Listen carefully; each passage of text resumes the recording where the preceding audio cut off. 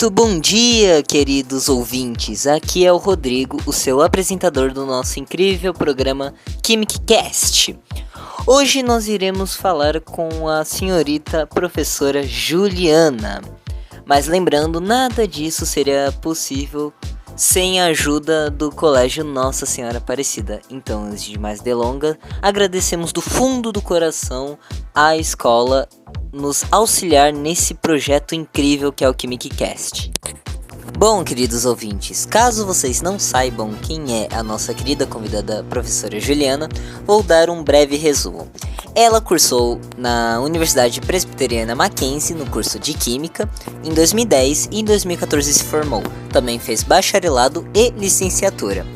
Também podemos ver que durante a sua longa carreira como professora, também se apaixonou pelo ensino e pela diversidade de mente dos alunos. Ela também se interessa por neurociência, realmente é bem interessante. Ela também fez pós-graduação em neurociência e psicologia. Atualmente, segundo ela mesma, ela continua estudando neurociência e aprendizagem, aprofundando seus conhecimentos para a melhor aprendizagem dos alunos. Realmente, essa mulher é incrível.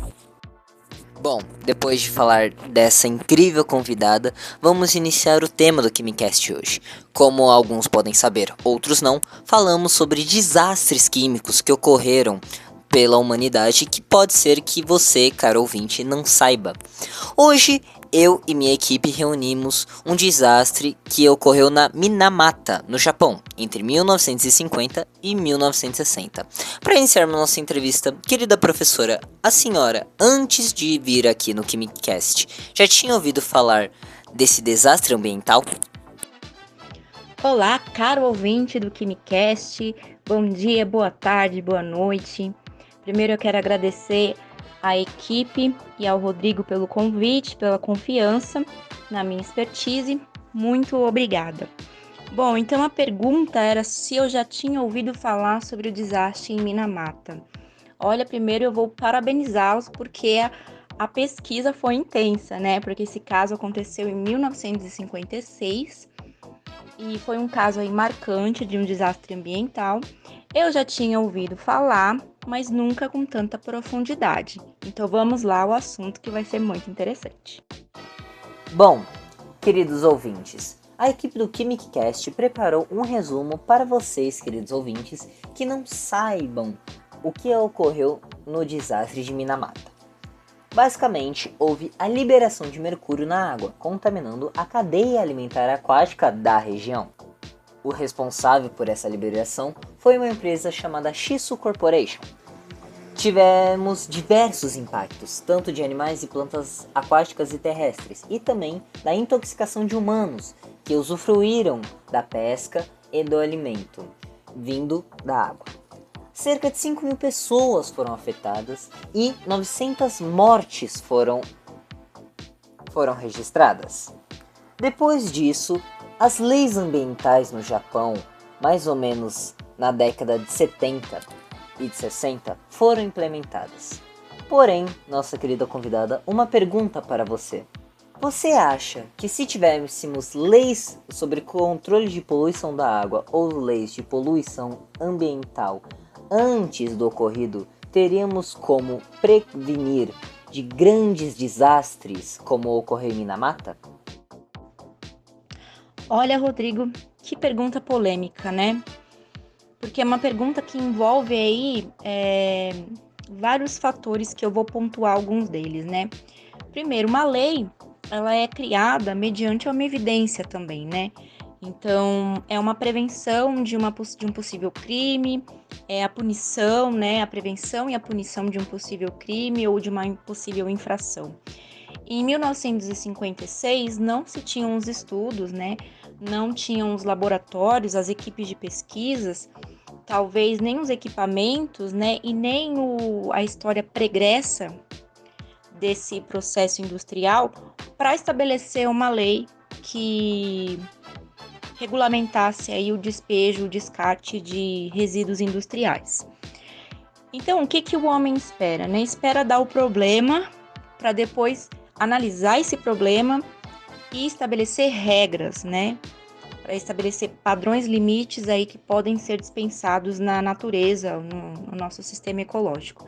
Então, esse é o grande problema do ambiente, né? O ambiente ele precisa de pesquisadores, precisa de cientistas que vão analisar aí vários processos industriais para prever possíveis desastres. E naquele momento, esse processo aí da Shizu Corporation, ele passou ali, vamos falar assim, a toque de caixa, né? Então ninguém foi atrás de investigar se aquele despejo no esgoto poderia trazer algum prejuízo para aquela população que se alimentava ali dos peixes que estavam naquele rio onde estava sendo despejado, então, ali o resíduo tóxico, né? O que eu quero dizer com isso? Para você prever um desastre, você precisa ter a antevidência, né? Você precisa ter a história pregressa, saber que houve um problema anteriormente, para depois criar possíveis aí planos de contingência, né? Então, esses desastres ambientais, eles, na verdade, só vão criar um mecanismo de impedimento quando de fato já aconteceu em algum lugar. E hoje, com certeza, né, a legislação, as leis criadas, né, os órgãos de fiscalização ficam muito mais em cima dessas indústrias, né? Então a gente tem uma pegada aí mais ecológica, uma mentalidade mais voltada para a preservação do meio ambiente, né, até por causa dos mil fatores que a gente já tem visto, né, aquecimento global, extinção de algumas espécies, né, o aparecimento de várias doenças aí acometendo a população. Então, esses órgãos fiscalizadores, eles ficam mais em cima das fábricas, até mesmo pela questão fiscal, né, a questão de pagar multa, a questão de se modernizar. Tem outras empresas também que querem vender os seus equipamentos, que causam essas prevenções, né? Então, filtros, outros tipos de procedimento que possam neutralizar aí a toxicidade. Então, tem todo um mercado por trás dessa lei ambiental. Então, resumindo, né? Fazendo aí uma síntese da minha resposta, com certeza, se naquela época existisse alguma lei que pudesse aí prever essas catástrofes, os engenheiros, os químicos daquela indústria se preocupariam com essa punição, até porque ela traz descredibilidade, né? Apesar da indústria estar ali gerando emprego naquela comunidade, ela também não pode contaminar ali os seus próprios clientes, né? Os seus próprios consumidores do produto final. Então, com certeza, essa lei seria aí cobrada pela fiscalização e também pela própria regulação da empresa. Deixando claro aos ouvintes que depois tivemos a Convenção de Minamata, cujo o objetivo é controlar a redução de uso de mercúrio na parte química. A participação também inclui nosso querido Brasil. O uso de mercúrio era para mineração de ouro artesanal e de produção de cloreto de vinila, caso vocês não saibam. Uma pergunta interessante, querida convidada, para você. Esse cloreto de vinila, para os telespectadores que não sabem, é tão importante assim para o dia a dia da população? E por conta disso, é necessário o uso de mercúrio para a produção do mesmo? Que pergunta cabeça, Rodrigo. Bom, vou tentar responder aí um pouco com a minha expertise, né? Como é uma pergunta muito específica sobre a produção de um monômero, na verdade, o cloreto de vinila, ele é responsável pela produção de um monômero que faz o PVC, né? Que é um termoplástico extremamente utilizado aí pela indústria, tem uma importância econômica estrondosa, né? Então, para fabricação de encanamento, para fabricação de algumas peças para carro, matéria-prima para base de alguns brinquedos ou outros objetos do cotidiano também. Mas, resumindo a tua pergunta, essa técnica em que o mercúrio é usado como cloreto de mercúrio, ela é a técnica mais rentável e, vamos dizer assim, a mais barata, né? Basicamente, assim, aplicada em grande escala pela China. Mas, pelo perigo, né, dessa reação, por ela ser extremamente tóxica, existem outras maneiras de obtenção dessa matéria-prima, né, desse cloreto de vinila, desse PVC. né? Essa rota que é chamada de tóxica é chamada de rota do acetileno, né? E ela tem uma alta rentabilidade. Então, pensando no menor custo e na rentabilidade, por isso que ela era tão usada, né? Mas não é a única maneira de obtenção aí do cloreto de vinila, que é então aí um prepulsor do PVC. Dando continuidade ao QuimicCast, também vamos falar do acidente que ocorreu em Bhopal, na Índia, no dia 3 de dezembro de 1984.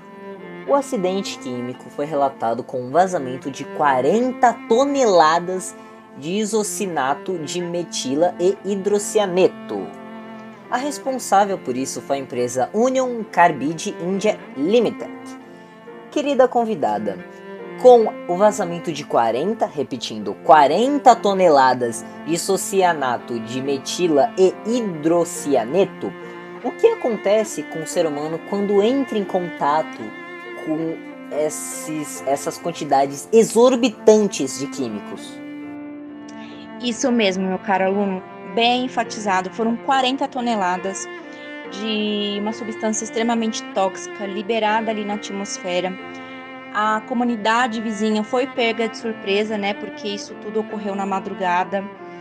E quando a gente fala de plano de contingência, é a empresa assumir uma circunstância de risco, né? Porque eles mexiam com uma substância que era volátil, explosiva e com uma torre ali, um sistema que aquecia, né? Tinha uma reação exotérmica muito grande. Então, o risco de explosão também era alto.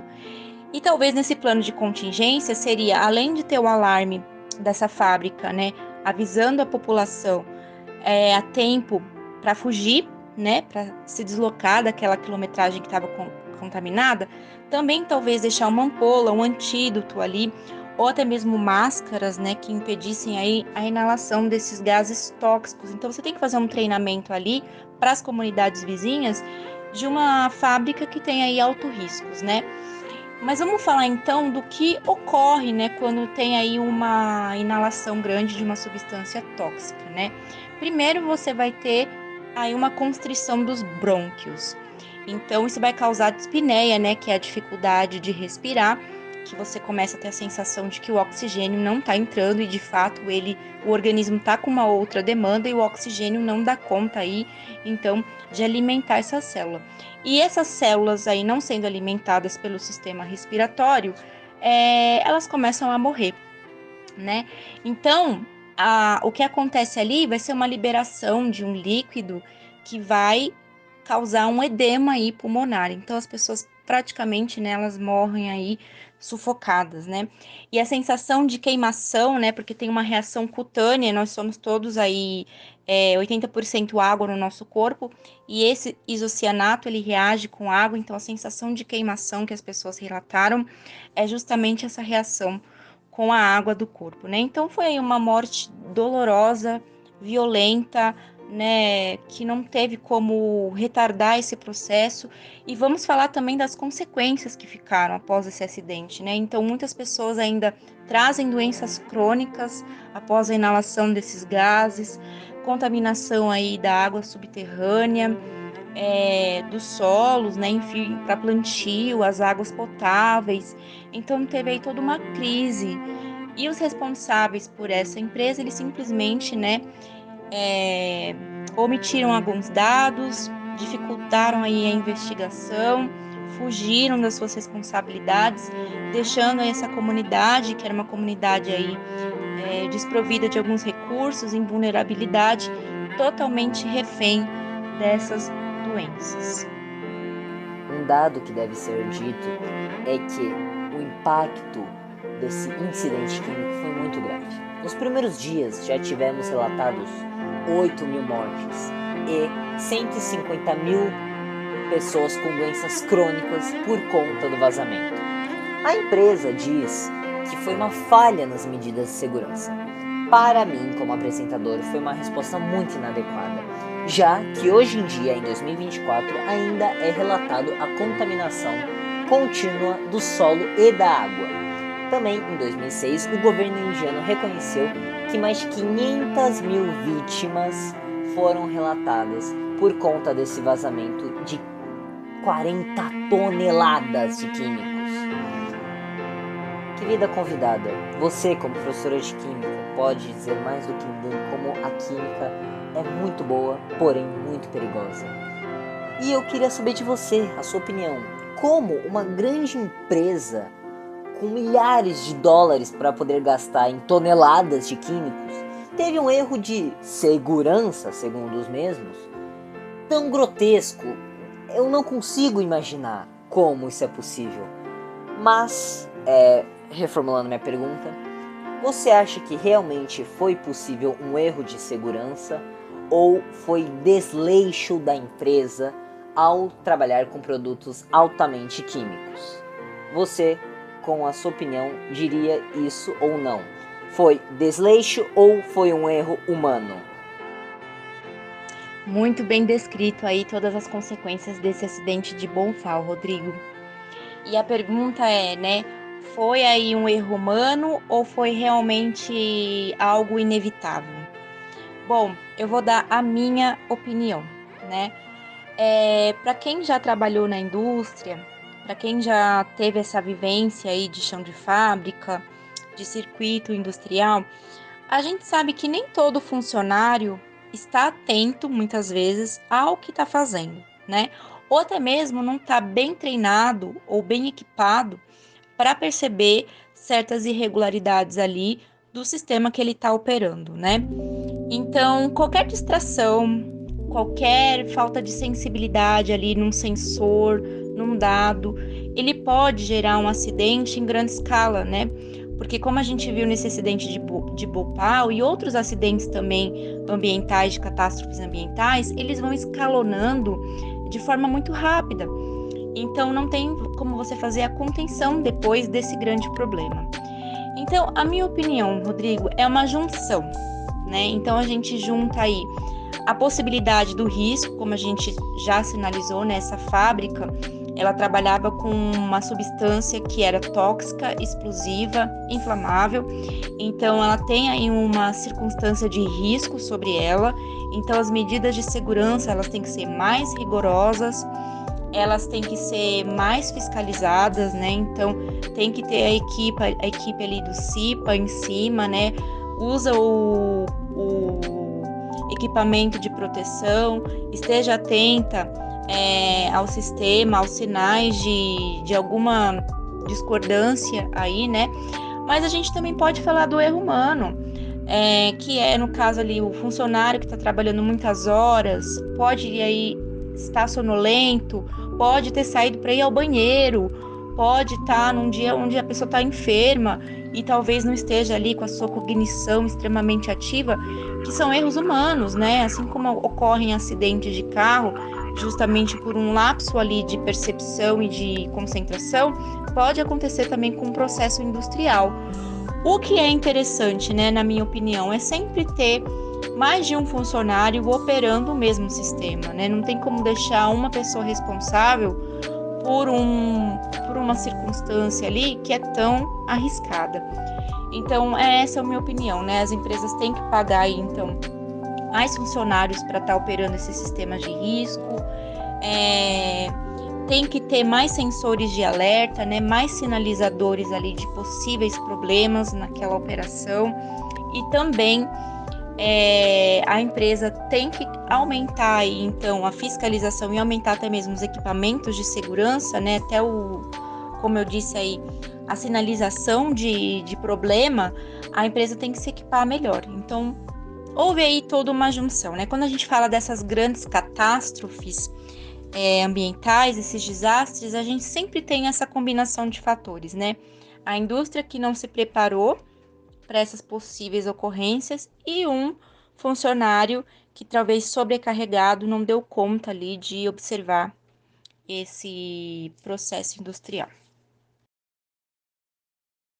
Bom, depois dessa explicação, Eu gostaria de dizer que infelizmente o KimikCast está acabando. Mas se vocês, queridos telespectadores, quiserem mais da nossa equipe, de mim e da professora Juliana, por favor, nos sigam nas redes sociais, sigam o Colégio Nossa Senhora Aparecida para mais do KimikCast. Fiquem com Deus e um bom dia, boa tarde ou boa noite.